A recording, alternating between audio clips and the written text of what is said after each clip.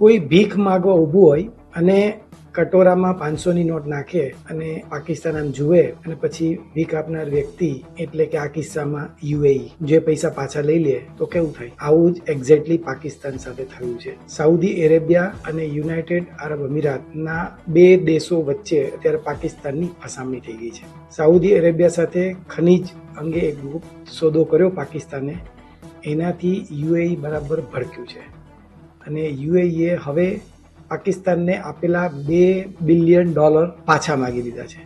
પાકિસ્તાન હવે ઘૂંટણીએ પડી ગયું છે, આર્થિક રીતે દેવાળિયું થવાની તૈયારીમાં છે. આજે આપણે એની વાત કરીએ. નમસ્કાર. જર્મનીના મ્યુનિકમાં એક સિક્યોરિટી કોન્ફરન્સ હતી. એ કોન્ફરન્સમાં પ્રવેશ કરતી વખતે પાકિસ્તાનના ફિલ્ડ માર્શલ જનરલ મુનીરનું આઈડી કાર્ડ ત્યાંની સુરક્ષા કર્મચારી એવી એક લેડીએ માગ્યું. એના કારણે પાકિસ્તાનની આબરૂના કાકરા થઈ ગયા છે. એક જમાનામાં પાકિસ્તાન અમેરિકાનું લાડલું હતું, પછી આરબ દેશોનું લેણદાર બન્યું અને હવે સ્થિતિ ઓલમોસ્ટ ભિખારી જેવી થઈ ગઈ છે. એના કારણો છે, આપણે એની વાત કરીએ.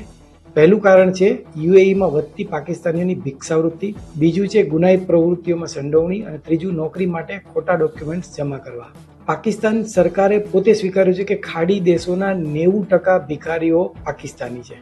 પાકિસ્તાનનું કુલ દેવું $280 બિલિયન છે, જે તેના જીડીપીના 70% છે, જેમાં વર્લ્ડ બેંકનું 51, ચીનનું 30, એશિયન ડેવલપમેન્ટનું બેંકનું 15, IMFનું 7, સાઉદી અરેબિયાનું 5, યુએઈ જાપાનનું 3 અને ફ્રાન્સનું $1 બિલિયન દેવું છે. જ્યારે કોઈ લેણદાર 3%થી આખો વિડિયો જોવા માટે ડાઉનલોડ કરો દિવ્ય ભાસ્કર એપ.